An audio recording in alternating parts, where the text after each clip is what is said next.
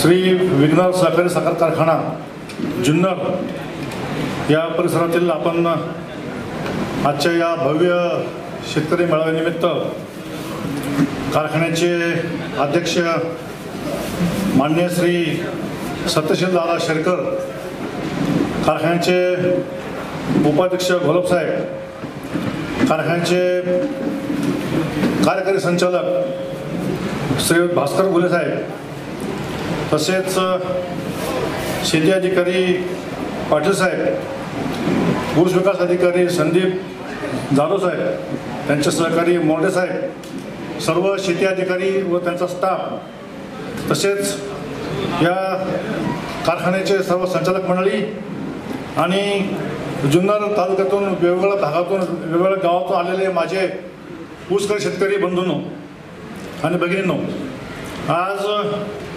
विघ्नर सहकारी साखर कारखान्याच्या निमित्तानं हा जो भव्य शेतकरी मेळावा आयोजित केला, याचं मुख्य कारण आहे की ऊसाचं उत्पादन हे एकरी वाढलं पाहिजे. तुम्ही आपल्या कारखान्याचे जर पहिले मागचे 10 वर्षाची आकडेवारी पाहिली तर एका एकरमध्ये कमीत कमी 32 टन, म्हणजे एकरी 32 टनापासून, म्हणजे हे 2016-17ची आकडेवारी आहे. तर जास्तीत जास्त मागच्या वर्षी म्हणजे 2021-22 या हंगामामध्ये 48 टन एकरी उत्पादन आलं होतं. हे 48 किंवा 32 ते 48 ऊसाचं उत्पादन एकरी हे काही एवढं समाधानकारक नाही आहे. कारण मी वसंतदादा शुगर इन्स्टिट्यूटमध्ये माझं आयुष्य घालवलं आहे. गेल्या 36 वर्षामध्ये आम्ही अनेक शेतकऱ्यांना मार्गदर्शन केलं. त्या शेतकऱ्यांमध्ये एवढं प्रोत्साहन निर्माण केलं की काही शेतकऱ्यांनी ऊसाचं उत्पादन जर पाहिलं तर हे एकरी 150 टनाच्या पुढे नेलेलं आहे. आणि त्यापैकी काही शेतकरी आपल्या भागातले जर पाहिले तर एक 8-9 वर्षापूर्वी आपल्याच भागातला शेतकरी आहे सागर बालशिरस कुंजीर, मुक्काम पोस्ट बेल्ले, तालुका जुन्नर, जिल्हा पुणे, हा आपल्या कारखान्याचा सभासद आहे. यांनी 86-32 ऊसाचं उत्पादन एकरी 109.192 टन, म्हणजे 109 ते 110 टन एकरी उत्पादन घेतलेलं आहे. म्हणजे हेक्टरी उत्पादन झालं 272 टन. आता बघा, आपल्या मागच्या वर्षीच्या कारखान्याची आकडेवारी पाहिली तर 105 टन ही सरासरी हेक्टरी, ही 105 टन हेक्टरीऐवजी 105 टन एकरी, किंवा त्याला आपण मागे एक 8-10 वर्षापूर्वी थोडीशी हवा पसरली होती की एकरी 100 टन, एकरी 100 टनापर्यंत जायला काहीच हरकत नाही. हे मी तुम्हाला बोलतो, तुम्हाला असं वाटलं की मी काय बोलतो, सहज बोलतो, पण मी स्वतः शेतकरी आहे. माझी पण शेती, मी नेवाशाचा आहे अहमदनगर जिल्ह्यामधला. आणि या ऊसाचं उत्पादन जास्तीत जास्त घेत असताना आपले जे ऊसाची आकडेवारी जर पाहिली 32 टनापासून 48 टन, हे काही विशेष नाही. आपल्यापैकी काही शेतकऱ्यांनी 100 टनापर्यंत गेले, पण अगदी बोटावर मोजणे एवढे. म्हणून सरासरी ऊसाचं उत्पादन हे आपलं 50 टनाच्या आसपास आहे. आणि त्याच्यामध्ये तुम्ही जर तुमच्या या आता सध्याच्या आकडेवारी तुमच्या भागातली पाहिली ऊसाच्या जातीच्या बाबतीत एक 5-6 वर्षापूर्वी तुमच्या भागामध्ये एक व्हरायटी जास्त प्रमाणात होती, ती होती कोएम 0265. आता कोएम 0265 ही व्हरायटी हळूहळू मागं पडली. सुरुवातीला जेव्हा ती व्हरायटी एक 15 वर्षापूर्वी प्रसारित झाली, ती प्रसारित होण्यामागचं कारण असं होतं की ज्या जमिनी महाराष्ट्रामध्ये खराब झालेल्या आहेत, ज्या जमिनी खारवट चौपन झालेल्या आहेत, ज्या जमिनीमध्ये येडी बाबूसुद्धा येत नाही, अशा जमिनीकरता 265 रेकमेंड केली होती. पण आपण मंडळी, आपल्याला एखादं गाठोडं सापडलं किंवा एखादी गोष्ट सापडली की ती आपण सरस गावाचे गावं एकामागे एक सगळं लावून मोकळं होतो. आणि मग त्या जातीचे होणारे पुढचे परिणाम, उदाहरणार्थ 265च्या ऊसाचं उत्पादन चांगलं येतं, फुटवे चांगले येतात, वाढ चांगली होते, ऐन वेळेला तोडणीच्या वेळेस त्या ऊसावरती तांबेरा येतो. हे तुम्हाला माहिती. हा तांबेरा कोल्हापूर भाग जर पाहिला, कोल्हापूर, सातारा, सांगली भागामध्ये 100% काही कारखान्यामध्ये 265 क्षेत्र होतं. त्या ठिकाणी ऐन वेळेस 265वरती तांबेरा पडल्यामुळं रिकव्हरी खाली झाली. तीच परिस्थिती आपल्याकडे पण आहे. आपला सुद्धा भाग जो आहे हा जुन्नरचा किंवा हा कारखान्याचा, हा थोडासा कोकण भाग आहे. कोकण भागात असल्यामुळे थोडासा ओलावा आपल्या भागात जास्त आहे. आणि या ओलाव्यामध्ये 265ला सस्टेनेबिलिटी, म्हणजे त्याला चांगलं उत्पादन येण्याकरता हा जो रोग आहे, हा रोग येणारच. आणि म्हणून बरं झालं की आपण ह्या जातीची काळजी ती कमी करून ती जवळपास तुम्ही आता मला वाटतं 20% ती 14% खाली आली. हळूहळू ती कमी करून ज्या खरंच जमिनी आपल्या 265 लायकीच्या आहेत किंवा खारटच्या पण आहेत अशा ठिकाणी लावायला हरकत नाही. आणि म्हणून 86-032 ही व्हरायटी 1996 साली महाराष्ट्रात प्रसारित झाली.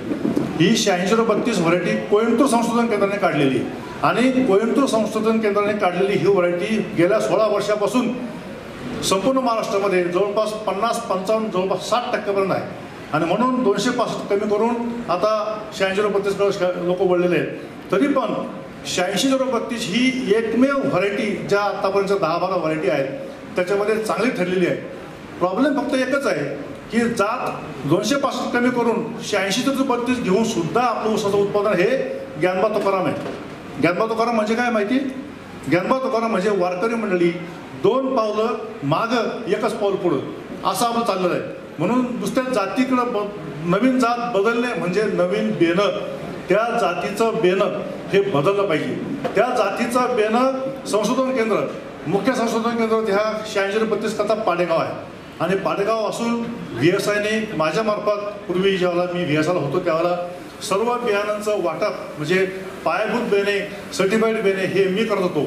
आणि म्हणून संपूर्ण महाराष्ट्रामध्ये 86-032चं क्षेत्र पसरणं हे माझं काम होतं. आणि म्हणून 86-032 व्हरायटीचं बेणं हे पाडेगाव किंवा VSI या ठिकाणी आणून लावलं पाहिजे. आता प्रत्येक वेळेला VSI किंवा पाडेगावला आपण जाणं शक्य नाही. आणि म्हणून आपण आपल्या शेतामध्ये प्रत्येकाने फक्त एक मुळी पाडेगावून आणा. एक मुळी प्रत्येकाला शक्य नाही तर म्हणून ग्रुपने जाऊन ट्रक भरून बेणं आणा. एक मुळी आपलं बेणं एक डोळं पद्धतीनं आपल्या शेतामध्ये रोपं तयार करा. रोपं तयार करून त्याचं आपलं स्वतःचं बेणं तयार करा. आपलं स्वतःचं बेणं तयार केलं तर आपलं बेणं चांगलं खाऊपिऊ घातलेलं बेणं हे बेणं हे चांगलं तयार होईल. आपल्याला माहिती आहे बरीचशी मंडळी अजूनही हे जे ऊसाचं उत्पादन 32 पासून 48 टनापर्यंत येतं. याचं कारण बेणं बेणं नाही, जे बेणं जे ऊस आहे तो आपण फॅक्टरीला घालतो. कशा करता? साखरे करता, जास्त भाव मिळा करता आणि जास्त वयाचं. कमीत कमी ऊसाचं बेण्याचं वय हे 9 महिने, जास्तीत जास्त 11-12 महिने. 12 महिन्याचा बेणं आम्ही सांगत नाही वापरलं, पण पर्याय नसेल तर खालच्या 2-4 कांड्या ज्या आहेत साखरेच्या काढल्या तर वरच्या कवळ्या कांड्या हे बेणं म्हणून वापरलं पाहिजे. तसं होत नाही. आणि म्हणून बेणं हे आपण स्वतःचंच तयार केलं पाहिजे. बेणं याचा अर्थ असा की त्या ऊसाचे 11 महिन्यापर्यंत निम्मे पानं वाड्यापासून खालचे निम्मे पानं हिरवे असले पाहिजे. हिरवे कांडी लांब जाड असली पाहिजे.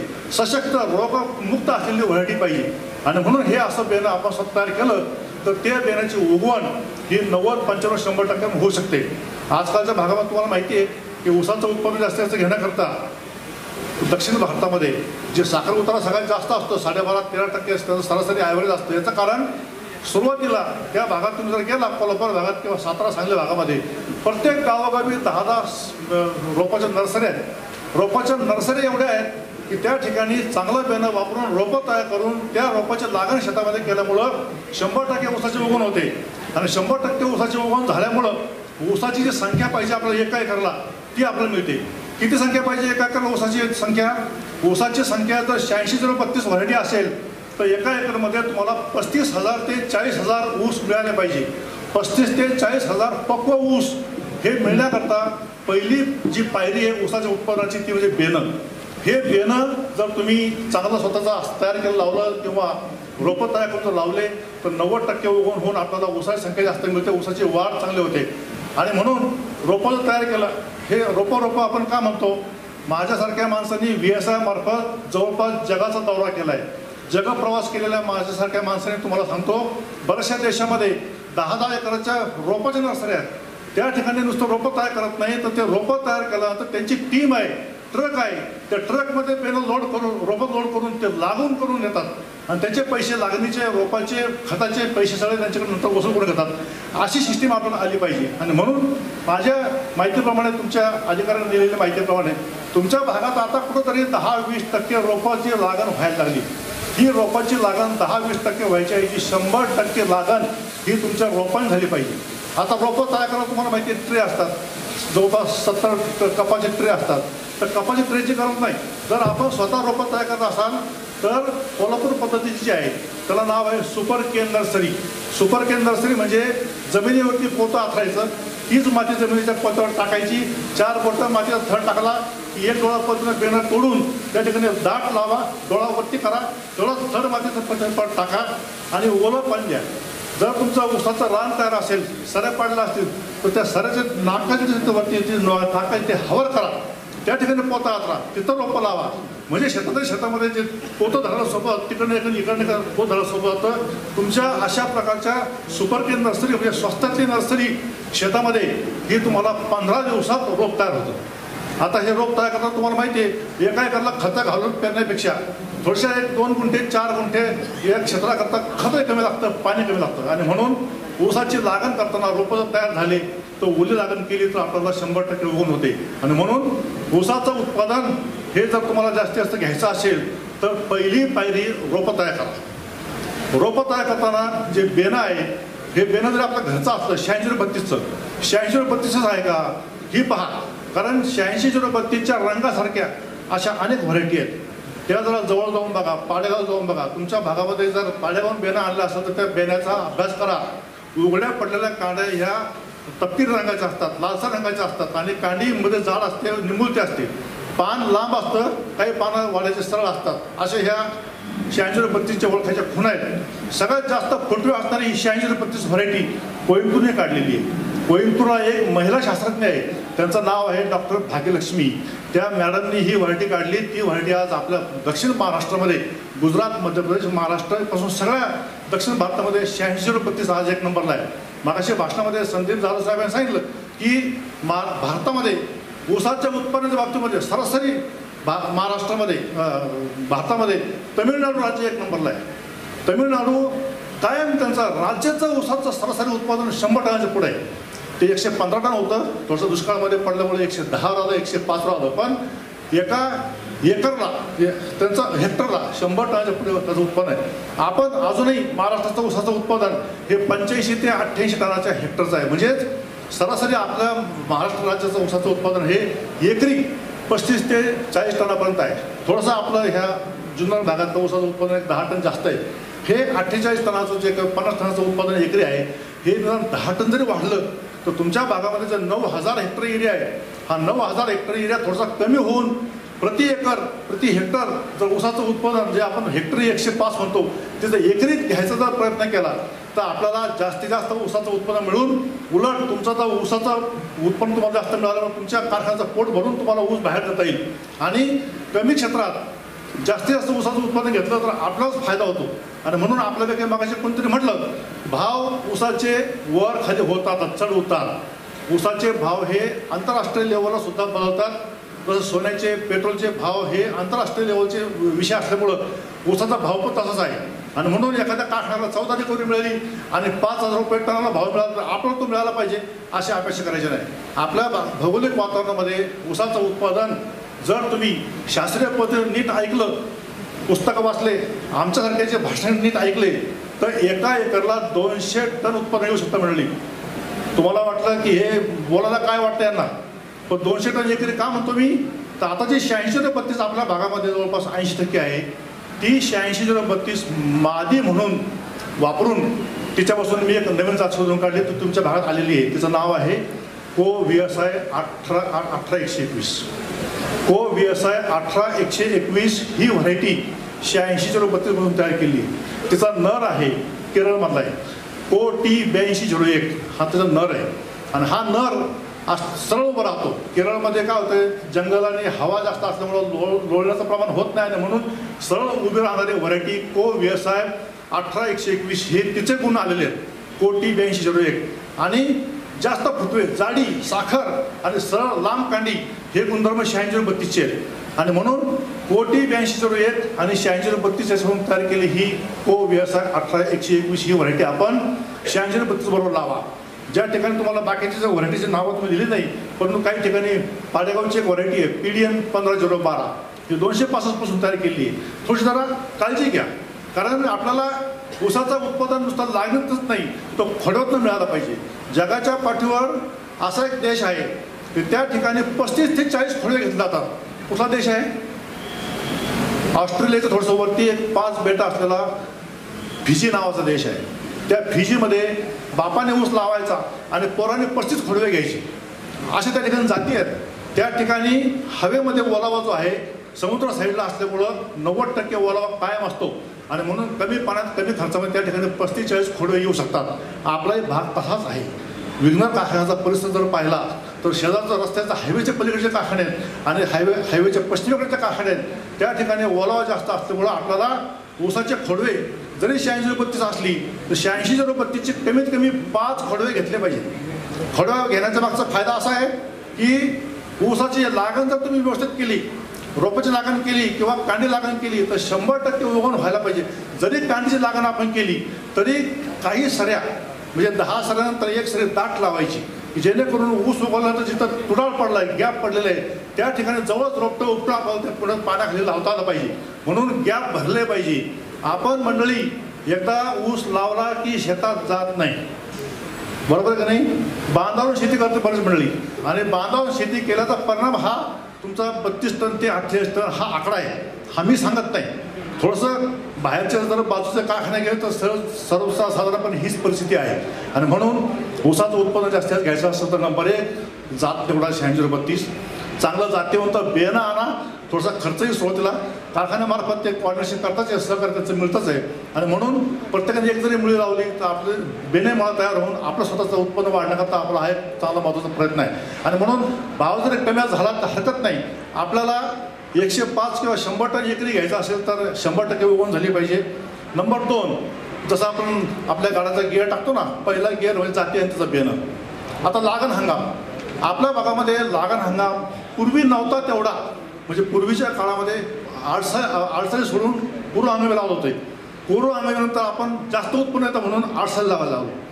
आडसाली लावण्याचा परिणाम काय तुम्हाला माहिती आहे? आडसालीच्या पिकाखाली तुमची जमीन ऊस तुटेपर्यंत 17-18 महिने एवढंच नाही तर समजा एकाच गावात जास्त आडसाली लागला तर एकाच महिन्यात तुमचा ऊस तुटत नाही.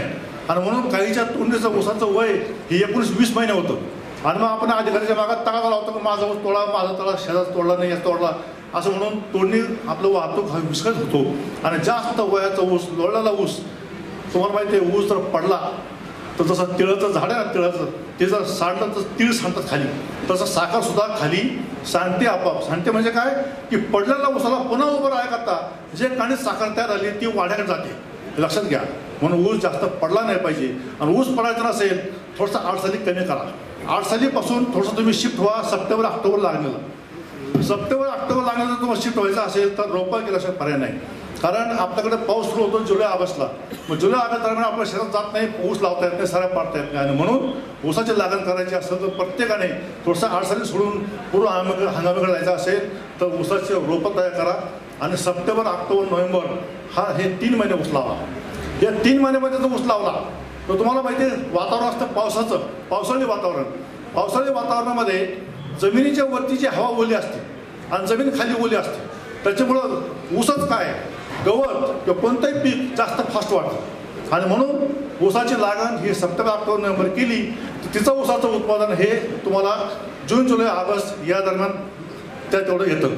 आता हे जे आपण जर शिफ्ट केले सप्टेंबर, ऑक्टोबर, नोव्हेंबर तर जून, जुलै, ऑगस्टला काय करायचं? जून, जुलै, ऑगस्टला आपल्याला माहिती आहे पाऊस पडणार आहे.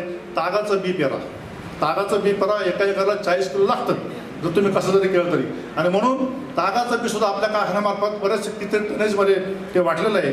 आणि म्हणून अशा पद्धतीनं हिरवळीची खतं घेतली तर हिरवळीच्या खतामध्ये तुम्हाला जास्तीत जास्त ऊसाचं उत्पन्न वाढतं. सेंद्रिय कर्ब म्हणजे दुसरा मुद्दा जो तुम्हाला सांगायचा होता की जमिनीची सुपीकता. जमिनीच्या सुपीकतेमध्ये जे जे ऊसाच्या पिकाला वाढीकरता आवश्यक असतं ते 16 प्रकारचे अन्नद्रव्य असतात. या 16 प्रकारच्या अन्नद्रव्यामध्ये पहिले 6 महत्त्वाचे आहेत. पहिले 6 म्हणजे कार्बन, हायड्रोजन, ऑक्सिजन. आता कार्बन म्हणजे आपण जर घातला शेतीमध्ये खतं, हिरवळीचे खतं पाचक ठेवलं किंवा शेणखत किंवा कारखान्याचं प्रेसमेंट आहे त्याचं जर प्रोसेसिंग केलेलं खत आपण वापरलं तर आपल्या शेतामध्ये कमीत कमी 1% सेंद्रिय कर्ब असला पाहिजे. 1% सेंद्रिय कर्बाचे फायदे सांगतो. सेंद्रिय कर्ब जर 1%च्या पुढे असेल तर रासायनिक खतं तुम्ही घालता नत्र, स्फुरद, पालाश म्हणजे त्याच्यामध्ये युरिया, सुपर फॉस्फेट, पोटॅश आणि त्याच्याबरोबर जे दुय्यम अन्नद्रव्य असतात कॅल्शियम, मॅग्नेशियम, गंधक, लोह हे जे सूक्ष्म अन्नद्रव्य घालतात याचं पचनाचं काम हे सेंद्रिय कर्ब करतं. म्हणून सेंद्रिय कर्ब हा जमिनीमध्ये 1% कमीत कमी जास्तीत जास्त 1.5-2% आपण घाला हरकत नाही. ज्याचे ऊसाच्या उत्पन्नाच्या आकडेमध्ये मला सांगितले 272 टन हेक्टरी 272.98 टन हेक्टरी आपल्याच भागात शेतकरी आहे, त्याच्या शेताचा सेंद्रिय कर्ब हा जवळपास 1.80% होता. म्हणजे सेंद्रिय कर्ब 1.80% याचा अर्थ असा की आपले जे 48-32 टन एकरीचे शेतं जर पाहिले तर हे शेतं सगळे क्रिकेटचे ग्राउंड असलेले शेत आहेत. क्रिकेटचं ग्राउंड म्हणजे काय की ज्या ठिकाणी बॉलिंग झाल्यानंतर बॅटिंग केलं आणि बॅटिंग झाल्यानंतर रन घ्यायला पळतो तसं पळता येतं. शेती अशी पाहिजे जमीन की तुम्हाला पळता नाही आलं पाहिजे, तुमच्या मागं जर कुत्रं लागलं तुमचे पाय फसले पाहिजे. किंवा सुपीक जमीन कशाला म्हणतात की आपल्या भागामध्ये मुख्य गवत कोणतं गवत आहे जास्ती असतं, हरळी ही किती केल्या औषधं फवारले जात नाही, कारण हरळी जमीन उगवते पण त्यांचं खोड जमिनीमध्ये खाली असतं, 1 6 इंच खाली गेला म्हणून जमीन तयार करताना आपण आडवी उभी नांगर केली तर काशाही असतो, त्या काशा म्हणजे ते बी हरळीचं ते आपण कधी लक्ष देत नाही. आपण फक्त नांगरून जमीन तापायला ठेवतो, पुन्हा सऱ्या पाडतो आणि पुन्हा खतं घालून ऊस लावतो, हरळ पहिली येते. म्हणून ज्या शेतामध्ये हरळ उपटली जाते, हरळ जर मुळासकट उपटली तर ती जमीन सुपीक, हरळ जर उपटताना खुडली तर तुमची जमीन सुपीक नाही. लक्षात घ्या. आता उदाहरण सांगतो, मला डायरेक्ट सांगण्यापेक्षा काही उदाहरण दिले तर तुम्हाला लवकर समजेल. आपण सर्व शेतकरी म्हणले आहेत, आपण जेव्हा जेवण करतो, जेवण करताना ताटामध्ये काय काय असतं आपण दररोज, आपल्या ताटामध्ये शेतकरी म्हटल्यानंतर भाजी भाकरी, सणावर आलं तर पोळी भाजी, तुम्ही भजी वगैरे ते जास्त ताट भरून खाताय. परंतु आपल्या ताटामध्ये नुसत्या 2 भाकरी वाढल्या आणि चटणी वाढली, भाजी नाही, कोरडी नाही, पातळ नाही, तर भाकरी खाल का तुम्ही? तसंच शेतामध्ये आपण जे खतं घालतो त्या खतामध्ये युरिया, सुपर फॉस्फेट आणि पोटॅश याचं प्रमाण ठरलेलं आहे. तुम्हाला माहिती आहे ज्या कारखान्याने 10-26-26 तयार केलं आहे अशा बरेचसे इफ्को किंवा अशा खताच्या कंपन्या आहेत, तर त्या कंपन्यांनी 10-26-26 का केलं आहे तर 10 भाग नत्र, 26 भाग स्फुरदन, 26 भाग पालाश. समजा तुम्ही बाजारातून फक्त युरिया आणला, युरिया घातला, काय होईल? तो युरिया निम्मात हवेत उडून जाईल. हवेत उडून गेला म्हणजे काय होतं, खाली काही राहत नाही, पांढरा साबुदाणा राहतो तसा राहतो. त्याचा पिकाला थोडासा उपयोग होतो, जास्त उपयोग होत नाही, तो युरिया वाया जातो. तो युरिया पचायकरता त्याच्या डबल क्वांटिटी, डबल प्रमाण हे सुपर फॉस्फेट आणि पोटॅश लागतं. म्हणून 10 किलो जर तुम्ही युरिया घातला तर 26 kilo super phosphate, 26 kilo potash पाहिजे. हे जर नाही घातला तर युरिया वाया गेला. समजा युरिया नाही आहे, फक्त सुपर फॉस्फेट आहे, पोटॅश नाही घातला. मी आता काही लोकांची चर्चा करतो ना, माझा ऊस पिवळा पडला, ऊस वाढत नाही, कांडी आपलीच आहे, लांब कांडी होत नाही, बारीक कांडी पडली, शेंडे वळायला लागले, याचं काय कारण? मी पहिले विचारतो खतं घातली का? घातली. कोणती घातली? अशीची घातली. ते समप्रमाणात खतं न घातल्यामुळं तुमचं सगळं गणित बिघडलेलं आहे. आणि म्हणून 1 पोतं युरिया घातला तर 4 पोतं सुपर फॉस्फेट पाहिजे आणि 1 पोतं पोटॅश पाहिजे. म्हणजे 1 गुणी सुपर युरिया, 4 गुणी सुपर फॉस्फेट, 1 पोटॅश. हे खत व्यवस्थापनामध्ये मनात तुम्ही ठेवलं पाहिजे. तुम्हाला जे डायरी लिहून दिली ना त्यात लिहून घ्या. समजा तुम्ही 1 पोटॅशच्या ऐवजी 4 पोटॅश वापरल्या, काय होईल? तुम्हाला 16 सुपर फॉस्फेटच्या गोण्या घालातील. हे माहिती आहे का तुम्हाला? हे नेमकं हे माहीत नसल्यामुळं आपण जेव्हा रामायण ऐकतो ना, रामायण ऐकतो, मध्ये सिरियल होते 15 वर्षापूर्वी, त्यावर एवढं बघून रामा सीता कोणाचं म्हणायला आलं तर मग त्याला काय म्हणायचं? असे आपण सगळे शेतकरी आहेत. म्हणून 1 जर पोटॅश घातला तर 4 सुपर फॉस्फेट पडला पाहिजे. म्हणजे सुपर फॉस्फेट आणि पोटॅश हे दोघं एकाच गाडीचे 2 चाकं आहेत, 2 चाकं आहेत. म्हणून त्याचं प्रमाण सारखं असलं पाहिजे, 4:1. ते जर कमी झालं तर ते जमिनीमध्ये घालून सुद्धा पिकाला मिळत नाही. आणि म्हणून खत व्यवस्थापन एवढं महागाचं रासायनिक खतं असताना तुम्ही हे खतं घालता आणि फसता. त्याच्यामध्ये दुसरं एक असं आहे की आपली जमीन आपण केव्हा तपासली हो? आपली जमीन आपण तपासतो का? आजच्या 12वीला असलेल्या पोराचा BP वाढला की आपण त्याला तपासतो, BP ते साखर आहे का, पिझ्झा बर्गर त्याला बंद करतो खाऊ घालायचे आणि त्याचा पाहून आपणही कमी खातो. परंतु आपली जर जमीन तपासली तर तुम्हाला लक्षात असं येईल, नंबर 1 घटक असतो जमिनीमधला सेंद्रिय कर्ब, दुसरा घटक असतो सामू म्हणजे काय? तुमची जमीन खारट आहे का चोपण आहे? चोपण म्हणजे खारवट चोपण हा एक शब्द आहे. खारवट चोपण हा एक शब्द असतो म्हणजे जमिनीला पाणी दिलं की पांढरा थराला वाक्षानंतर समजा तुमची जमीन खारवट आहे. दिलेलं पाणी 8 दिवस मुरलंच नाही, साचलंय, याचा अर्थ तुमच्या जमिनीमध्ये 2-3 फूट खाली तळी हार्ड पॅन आहे, त्याला म्हणतात चोपण. मग त्या जमिनीचं पाणी वाढलं की ते जे पोपडे ते कडकड कडकड वाजतात आपण चाललं होतं. ही आली खारोट चोपण. आंबट जमीन होणे म्हणजे ॲसिडिक इंग्लिशमध्ये म्हणतो आपण त्याला आंबट जमीन म्हणजे त्याचा pH एकदम 5-6 येतो, म्हणजे त्याच्यातमध्ये काहीच येत नाही, कुठलंच पीक येत नाही. निदान खारोट चोपणमध्ये या खारोट चोपणमध्ये 205 तरी येते, 86-32 पण बऱ्यापैकी येते. पण आंबट जमीन असलेली जर आपण बघा ना, आपल्याला जर आंबटपणा ढेकरा आला म्हणजे पित्त झालं, आपण काही खातो का? ती जमीन आहे, जमिनीला ओळखून घेतलं पाहिजे. जमीन ही आपली माय आहे, माती, ती त्या मातीला समजून घ्यायला आपल्याला आपली सुद्धा बुद्धी ती तयार व्हायला पाहिजे, समजून घेण्याच्या लायकीची. आपण फक्त माता पण आपण सगळे पुरुष मंडळी इथं बसलेली आहे, आपणही कधी कधी व्हायचा प्रयत्न करा की जेणेकरून बघा स्त्री पुरुषामध्ये आईला जास्त मुख्याची भाषा कळते. लहान बाळ जर जन्माला येतं त्याला बोलायला लागल्यापर्यंत सगळं आईला कळतं. तसं आपण सर्व शेतकरी त्या मातीला, शेतीला समजून घ्या. जमीन ही काय आपण तयार केलेली नाही, निसर्गाने तयार झाली आणि म्हणून तिला तपासून घेऊन जर आपण खत व्यवस्थापन केलं तर आपल्याला ऊसाचं उत्पन्न जास्त मिळणार आहे. आणि म्हणून एका एकरमध्ये 40 टनापेक्षा जर उत्पन्न जास्त घ्यायचं असेल तर तुम्हाला माती तपासली पाहिजे आणि त्या मातीमध्ये सेंद्रिय कर्बन नंबर 1 असला पाहिजे. सेंद्रिय कर्बन नंबर 1 असल्यानंतर सामू जो आहे तो 7 असला पाहिजे. 7 सामू घ्यायचा असेल तर त्याला नंबर 1 पर्याय म्हणजे सेंद्रिय खतं, हिरवीची खतं, शेणखत, गांडूळ खत किंवा प्रेसमोडपासून कुजून तयार चांगलं केलेलं खतं किंवा वेगवेगळ्या कंपनी चांगले खतं पण आहेत, थोडीशी महागडे असतात, परंतु ही सगळी खतं सुद्धा आपण जमिनीमध्ये सेंद्रिय कर्बन म्हणून घातली पाहिजे. तेव्हा तुमचं ऊसाचं उत्पादन हे ऊस लावला, कांडे लावली किंवा रोप लावलं तर फटाफट फुटवे बाहेर पडले पाहिजेत. आता हे तुम्हाला फुटवे ऊसाच्या जेव्हा ऊस लावला तर फुटवे येतात. पहिला कोंब येतो ऊस लावल्यानंतर 30 दिवसांनी, किंवा रोपटं लावलं तर 40 दिवस, रोपटा लावा किंवा खंड लावा. पहिला रोपटा कोंब यायला तुम्हाला 30 ते 40 दिवस लागतात. तो कोंब आल्यानंतर त्याला खाली कांडे असतात बारीक बारीक. म्हणजे तुम्हाला माहिती आहे एका ऊसाला आता इथं ऊस थोडासा लांब लावला आहे, पण एका कांड्याला 1 पान असतं, तुम्हाला माहिती आहे, किंवा एका पानाला 1 कांडे असते. कसं आहे म्हणा, जेवढे पानं तेवढ्या आतमध्ये ऊसाला कांडे असतात. म्हणून रोपटं जरी लहान असलं 4-5 पानाचं तर जमिनीमध्ये त्या रोपाला खाली 4-5 कांड्या असतात. प्रत्येक कांडी म्हटलं का त्या कांड्यावर डोळा असतो, त्या डोळ्यातून फुटवे येतात. हा डोळ्यातून फुटवे आल्यानंतर त्याला पहिलं रोपा उगवल्यानंतर पुढचे जे फुटवे आहेत ते 40 दिवसांनी येतात. म्हणून 40 दिवसाचे फुटवे येत राहतात. 120 ते 150 दिवसापर्यंत 86-32 फुटवे येतात. आणि म्हणून आपण खताचे डोस 4 घालतो. ज्यांनी लागणीच्या वेळेस खताचा डोस घातला त्याला उगवून चांगले येते बघा.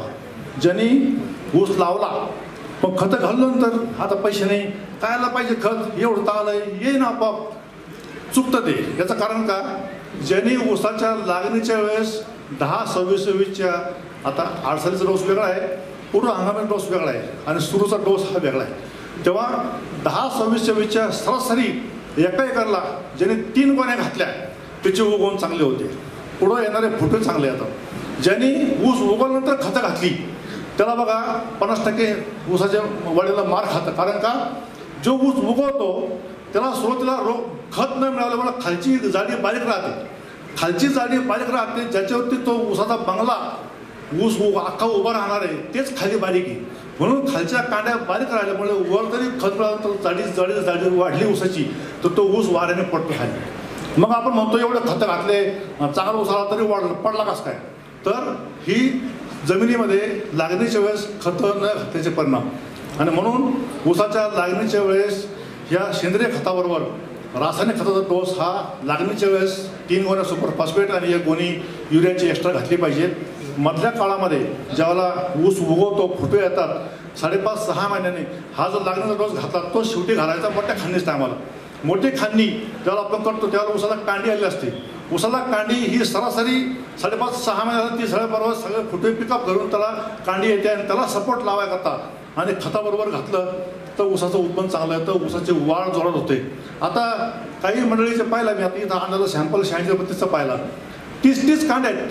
30 म्हणजे काय, अंगठा नाही, हे एवढं अंतर 30 म्हणतो. ईदभर म्हणजे करंगळी आणि अंगठा एवढं अंतर, हे जवळपास 6-7 इंचाचं अंतर, इतके कांडे आली पाहिजे. अशी कांडी आपल्या ऊसाची झाड आली पाहिजे. याच्याकरता मी तुम्हाला मगाशी म्हटलं, जे बंधू प्रेम म्हणतो आपण, स्फुरद आणि पालाश म्हणजे सुपर फॉस्फेट आणि पोटॅश याची कमतरता भासली नाही पाहिजे. आता आपल्याला रिझल्ट फास्ट पाहिजे म्हणून तांबडा पोटॅश आहे आणि पांढरा पोटॅश. तांबडा पोटॅश हळूहळू पचतो.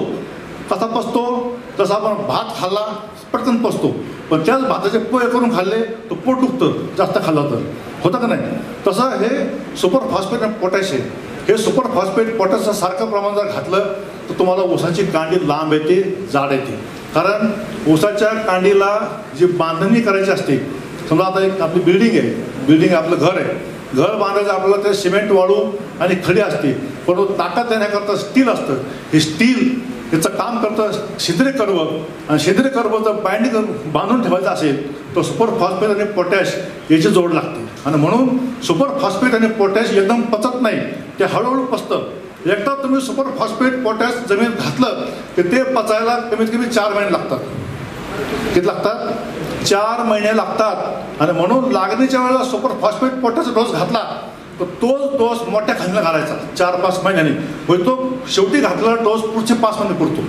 अशा पद्धतीनं जरी ऊस आपला 8 साली असला तरी आपण खत व्यवस्थापन पहिले 9 महिने करतो. आता जर तुम्ही ऊसाचं उत्पन्न जास्त घ्यायचं असेल तर तुम्हाला एक आयडिया तुमच्या भागात हळूहळू आलेली आहे. आपला प्लॉट जर उभं ऊस असेल तर बाहेरचे ऊस पाहिले तर बाहेरचे ऊस जाड असतात. सगळे ऊस जाड यायचे असेल तर प्रत्येक सरीचं अंतर वाढवा. प्रत्येक सरीचं अंतर हे कमीत कमी 4.5 फूट, जास्तीत जास्त 5 फुटापर्यंत जाऊ द्या. 5 फुटापर्यंत जर केलं तर छोटा हार्वेस्टर म्हणजे यांत्रिकरण जे आहे ऊस तोडायचे यंत्र हे 5 फुटापर्यंत चांगलं चालतं. आणि ज्याचा 5 फुटापर्यंत ऊस असेल त्याच्या प्रत्येक ऊसाची जाडी ही जास्त येते. तसंच आपली जर व्हरायटी 86-32 असेल तर 86-32चा एका डोळ्यापासून जर तुम्ही एक डोळ्यापर्यंत लागण केली तर 35 ते 40 फुटवे येतात. एका एकरमध्ये 6 महिन्याला जर ते ऊसाचे फुटवे तुम्ही मोजले, ऊसाचे फुटवे 86-32चा एका एकरामध्ये किती असतात माहिती आहे का तुम्हाला? 1.5 ते 2.25 लाख फुटवे असतात 86-32ची. पण जेव्हा ऊस तोडतो आपण तेव्हा ऊसाचं उत्पन्न 40 टन आलं. 32 ते 48चा मध्य काढला 40 टन. 40 टन म्हणजे काय? 1 टन म्हणजे 1000 किलो. 40 टन म्हणजे 40,000 किलो. आता हे 40,000 किलो आणि 40 टन म्हटलं तर तुमचं एका ऊसाचं वजन किती आलं? करा हिशोब. 40 टन एकरी उत्पादन आहे. ऊसाची संख्या 40,000 आहे. 86-32 आहे. एका ऊसाचं वजन किती?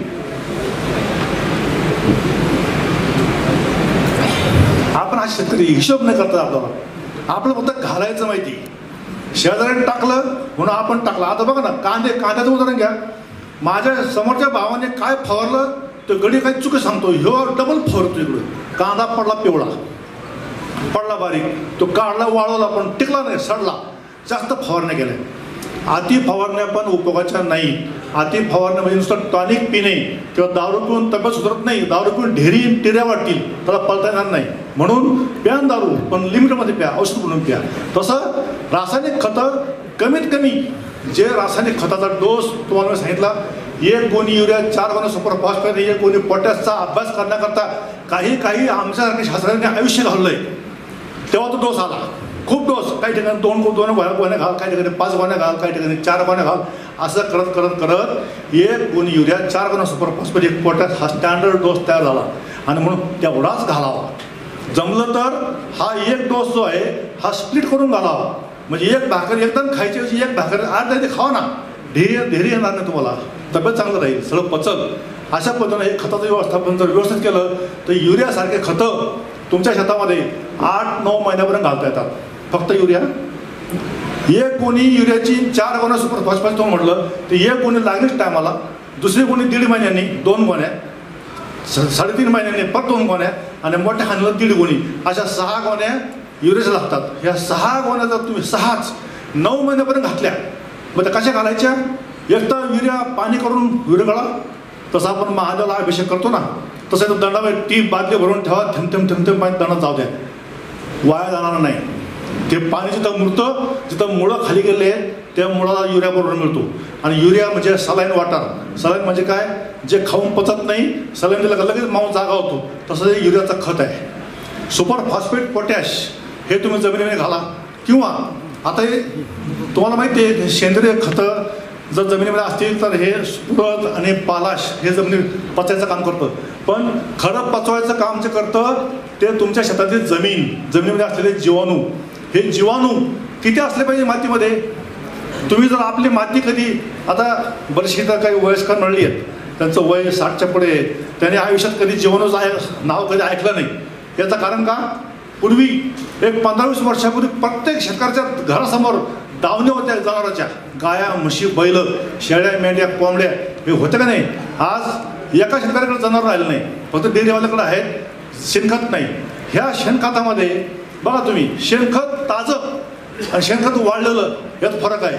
ज्याने ताज्या शेणाची स्लरी करून, म्हणजे आपले शेतकरी आहे, आपण सडा घालतो, सडा किंवा देवाला सारतो, तसा सडा शेताचा टाकला ताज्या शेणाचा तो जास्त इफेक्ट होतो. त्याच्यात गाईचं शेण असेल तर गाईच्या शेणामध्ये अनेक प्रकारचे जीवाणू असतात. हेच जीवाणू बाहेर, मगाशी जाधव साहेबांनी सांगितलं की 1 लिटरच्या बाटल्याला 400-500 रुपये. तेच तुम्हाला स्वस्तात ना नफा ना तोटा कारखाना तुम्हाला देतोय. का देतो कारखाना? कारखाना तुमची काळजी आहे. तुमच्या चेअरमन साहेबांच्या नावामध्येच नाव आहे सत्यशील. नाव काय तुमच्या चेअरमन साहेबांचं? सत्यशील. जेवढं सत्य आहे, खरं आहे, ते तुमच्यापर्यंत पोचवायचं, जेणेकरून तुमची साथ त्या मातीशी जी शेवट पण राहिली पाहिजे. आज शेतकऱ्याच्या मुलांना शिकून सुद्धा नोकऱ्या मिळत नाहीत. नोकरीपेक्षा शेती केलेली बरी. नोकरी जरी असली तर 10,000 ते 15,000 रुपये महिन्याला मिळतात. हॅरेसमेंट खूप असते, मारामारी असते, नोकरी मिळत नाही. शेतीमध्ये बिंदा शेती करा ना, तुम्हाला उत्पन्न भरपूर मिळेल. आणि अशा पद्धतीने जर व्यवस्थापन केलं तर नोकरीपेक्षा शेतीमध्ये आपल्याला जास्त पैसे मिळतो. आणि म्हणून शेणखतामध्ये ताजं शेण वापरा. ते नसेल तर आपलं जेवण खात नाही. मुद्दाम त्याने 100 रुपयाला 1 लिटर ठेवलं आहे. 2 लिटरची बाटलीचं पॅकिंग वापरलं का ती पुन्हा तेवढं आपलं भरून आणायला वापरता येतं. असं हे चांगलं अमृत हे जे जीवाणू खत आहे हे आपण शेताला घातलं पाहिजे. जसं ज्याच्या जेवणामध्ये दररोज एक दह्याची वाटी असते किंवा ग्लासभर ताक असतं. ताक म्हणजे इंग्लिशमध्ये म्हणतात बटर मिल्क किंवा ते ताक आहे. ह्या ताकामध्ये अनेक प्रकारच्या त्या गोळ्या त्या साईडचे त्या बॅक्टेरिया असतात, जीवाणू असतं. हे जीवाणू हे नत्र म्हणजे प्रोटीन्स आपल्या खाद्य याच्यातले पचवायचा प्रयत्न करतं. आणि तेच जर तुम्ही जमिनीमध्ये घातलं तर वनस्पतीला युरिया मिळतो. युरिया म्हणजे नत्र. मंडळी, आपल्याला माहिती आहे का, आपण जी हवा घेतो या हवेमध्ये किती युरिया आहे? हवेमध्ये नत्र किती आहे? ही हवा आपण घेतोय ती कोणाला सांगता येईल? 8वीला आपल्या वातावरणाचा अभ्यास.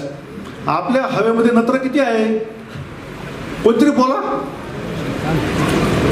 याचा अर्थ असा होता की तुम्हाला त्यातला काही माहिती नाही असं वाटतं. बारीक सारी गोष्टी मला पाठ करण्यासारखं भाषण करता येत नाही. तुमच्याकडून थोडंफार मिळालं पाहिजे रिस्पॉन्स. हो नाही. हवेमध्ये 78% नत्र आहे मंडळी. किती?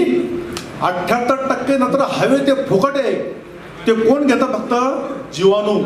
जे जीवाणू आपल्या शेतामध्ये ज्या झाडाचे बियाचे 2 भाग होतात त्याला म्हणतात डाळवर्गीय पिकं. डाळवर्गीय पिकामध्ये काय होतंय? सोयाबीन, मूग, तूर, हरभरा, उडीद, तूर हे सगळे ज्याच्या बियाचे 2 भाग होतात त्याला म्हणतात डाळवर्गीय पिकं. दुसरी गोष्ट, तुम्ही शेताचा ताक केला, ताकाच्या सुद्धा मुळाला इतक्या गाठी असतात, त्या गाठी हवेतल्या युरिया शोषून घेऊन जमिनीला घालतात, स्वतःला वापरतात. आणि म्हणून ते आपलं शक्य नसल्यामुळं आपण या बाटलीतले जीवाणू घेऊन जमिनीत घातलेच पाहिजे. आता तुम्हाला मी म्हटलं युरिया किंवा सुपर फॉस्फेट पोटॅशचे जर खतं जास्त पडली तर दुष्परिणाम होतात. जमीन खराब होते, पीक येत नाही. पण हे जर बाटली तुम्ही एकाच्या 2 बाटल्या घातल्या तर वाईट परिणाम होत नाही, उलट चांगलाच परिणाम होतो. जेवढे जीवाणू जास्त तेवढं ऊसाचं उत्पन्न चांगलं होतं. कारण जे जमिनीमध्ये आहे, तुमच्या जमिनीमध्ये स्फुरद खूप आहे, तुम्हाला माहिती आहे. स्फुरद आणि पोटॅश आपल्या जमिनीमध्ये खूप आहे. आणि म्हणून ते पचवाकरता जर तुम्ही हे आपले जीवाणू स्टॉल व्हायला लावलेलं आहे, प्रत्येकाने इथून गेल्यानंतर स्टॉलमध्ये डोकून पहा, पॅम्पलेट घ्या, जाताना 5-5 बाटल्या घेऊन जावा किंवा गाडी करून कारखान्यातून घेऊन जावा. आपला फायदा आहे. ह्या जमिनीमध्ये चांगलं पीक घ्यायचं असेल तर आपली जमीन जिवंत असली पाहिजे. ज्याच्या ऊसाचं उत्पादन 25 ते 30 टन एकरी आलं ती जमीन नापीक किंवा मृत मेलेली आहे समजा. म्हणून तुमच्या जमिनीमध्ये कमीत कमी आपल्या महाराष्ट्रामध्ये गेल्या 40 वर्षापासून एक हाय लेवलची कमिटी, टायफॅक म्हणून कमिटी होती भारत सरकारची. त्याने 40 वर्षापूर्वी म्हटलं होतं की आपलं महाराष्ट्राचं ऊसाचं उत्पादन एका हेक्टरला 120 टन आलं पाहिजे. म्हणजे 50 टन एकरी उत्पन्न आलं पाहिजे. तुम्ही जवळपास जायला लागला, पण 50च्या ऐवजी जे हेक्टर उत्पादन ते एकरी यायला पाहिजे. याच्याकरता प्रयत्न करायचा असेल तर आपली जैविक शेती चमकली पाहिजे. म्हणून जैविक खतं आपण जास्तीत वापरली पाहिजेत. आणि हे जैविक खतं वेगवेगळ्या प्रकारचे आहेत. नत्र विरघळणारे जीवाणू आहेत, स्फोट विरघळणारे जीवाणू आहेत, पोटॅश पचवाचे जीवाणू आहेत. एवढंच नाही तर जे आपण चुलीमध्ये आपल्या शेतात चुली आपण राहतो, तर चुली लाकडाची चूल असेल, गवरण चूल असेल, तर चुलीच्या मध्ये असलेले राख आहे, ही राख सुद्धा आपण पिकाला घाला. त्याच्यामुळे सिलिका नावाचा सूक्ष्मद्रव्य असतो. त्या सिलिकामुळं पानाची चमक वाढते, पानात ताकद येते, कुठल्या प्रकारचे रोग आणि कीड येणार नाही. आणि म्हणून तुम्हाला जर आता एप्रिल मे मध्ये किंवा ह्या मार्च मध्ये ज्यांनी लागणी केल्या असतील त्यांनी या खताचं व्यवस्थापन, राखीचं व्यवस्थापन करा. राख ही प्रत्येक शेताला 1 टनापर्यंत गेली पाहिजे. अशा पद्धतीने तुमचे अन्नद्रव्य व्यवस्थापन हे आपण केलं पाहिजे. हे झालं जमिनीच्या सुपीकतेचे व्यवस्थापन. याच्यामध्ये आपल्याला माहिती आहे की आता एप्रिल मे मध्ये ज्यांनी लागण केली असेल तर त्यावेळेला चांगलं बेणं लावलं तर चांगलं बेणं जोमदार बेणं असेल तर किती रोग आणि किती तापमान वाढू द्या काही उपयोग होणार नाही, त्याचा उसावरती परिणाम होत नाही. आणि म्हणून पाणी व्यवस्थापन हा तिसरा मुद्दा आहे. खत व्यवस्थापन, पाणी व्यवस्थापन. या पाणी व्यवस्थापनामध्ये पाणी किती द्यावं आपल्याला माहिती आहे. किती पाणी देतो आपण, पाणी किती देतो आपण, पाणी देतो. तुमचं उत्तर सांगतो मी. आपलं पाणी डुबुक पाणी. डुबुक पाणी म्हणजे काय झालं की चुकून MSEBची लाईट 7 दिवस असते आणि 7 दिवस रात्री असते. तुम्ही एक प्रयोग करून पहा. तुम्ही आमच्यापेक्षा, आता मी पण शेतकरी आहे, तुम्ही शेतकरी, प्रगतशील शेतकरी आहे, काहीला शासनाचं बक्षीस मिळालेलं आहे. आपण एक प्रयोग करून पहा. ज्या शेतकऱ्यानं रात्री पाणी धरलंय शेतामध्ये, रात्री पाणी धरून बघा, बॅटरी लावून पाणी धरून बघा. काय चित्त्या बित्त्या खात नाही. चित्त्या आला तर 2 तास एकत्र यायचं, बॅटरी लावून ठेवायची, चित्त्या काही करत नाही. पण ज्याने रात्री पाणी भरलं त्याचा ऊस बघा आणि ज्याने दिवसा पाणी भरलं त्याचा ऊस बघा. रात्री पाणी भरलेलं जे ऊस आहे ते दिलेलं पाणी रात्रभर पिऊन ते पाणी शेणापर्यंत दिवसभरात कितीतरी वारा आला, तापमान वाढलं किंवा रोग किंवा आली ते जुमानत नाही, त्याला ते वाढत राहतं. कारण ऊसाचं सूर्यप्रकाश पडल्यानंतर दिवसा काम काय, अन्न तयार करणे, वाढणे आणि ते पचन करायची ती जे काम असतं ते रात्री होतं. तसं आपण खातो ना, खातो म्हणजे चावून खातो, पोटात गेल्यानंतर ते पचतं, चयापचय. तसंच वनस्पती सुद्धा चयापचयाची क्रिया असते. आणि म्हणून रात्री पाणी दिलं तर पचन चांगलं होतं, दिवसा वाढ होते आणि पीक हिरवं राहतं.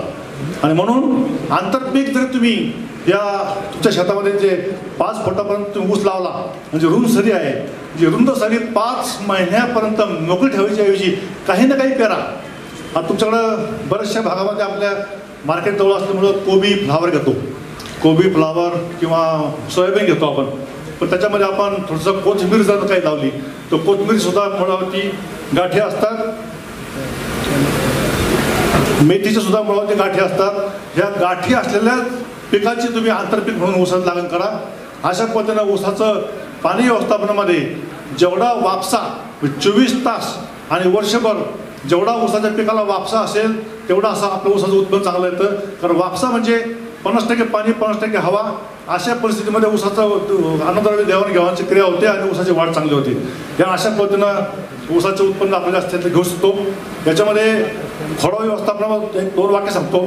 खोडवा पिकामध्ये आपल्याला एक पीक चांगलं केल्यानंतर दुसरं जे पीक आहे त्याला आपण खोडवा म्हणतो. प्रत्येक देशामध्ये बरंचसं 35-40 खोडवे घेतात. त्याचं कारण का, तर लागणे करता नांगरणी, सऱ्या पाडणे, रोटावेटर मारणे, बेणं आणून लावणे याचा खर्च वाचतो. आणि म्हणून लागणीमध्ये जर उत्पन्न चांगलं आलं, ज्याचं ऊसाचं उत्पन्न 50-60 टन एकरी आलं, अशाने खोडवा घ्यावा. एकच नाही तर आपल्याला 86-32चे 5-5 खोडवे घेता येतात. तशीच ही व्हरायटी जी नवीन आहे 18-121 यातसुद्धा वेळेमध्ये जर खोडा व्यवस्थापन केलं, बुडका छाटणे, बगला फोडणे, बेसल डोस घालणे आणि जास्तीत जास्त फवारणी करणे. हे जे जीवाणू खतं आहेत त्याच्या जास्तीत जास्त फवारणी केल्या, पांढऱ्या पोट्याच्या फवारणी केल्या, युरियाच्या फवारणी केल्या, VSIने काढलेलं वसंत ऊर्जा त्याच्या फवारणी केल्या. जेवढ्यापर्यंत शक्य आहे तेवढ्या फवारण्या करा, तुमचं ऊसाचं उत्पन्न वाढेल. जिथं इथं तुम्ही जे जे आयटम ऊसाला घालाल तुम्हाला 5-5 मार्क मिळून 100% मार्क मिळतात. अशा पद्धतीने एका एकरला ऊसाचं उत्पन्न जास्त घ्यायचं असेल तर ऊसाच्या एकरी पक्व संख्या ही 45,000-40,000 ऊस आले पाहिजेत. त्याला आपण 2 किलो जर वजन घेतलं तर 90-100 टन आपण आपलं ऊसाचं उत्पन्न हे ह्या 86 मिळू शकतं. अशा पद्धतीने थोडक्यात का होईना जे काही मूलमंत्र आहेत ते तुम्हाला सांगायचा प्रयत्न केला.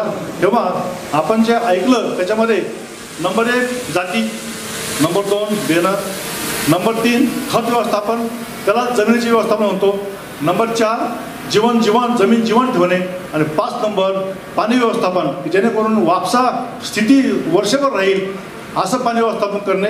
अशा पद्धतीने ऊसाचं उत्पन्न घेतलं तर आपल्याला जास्त उत्पन्न घेता येईल.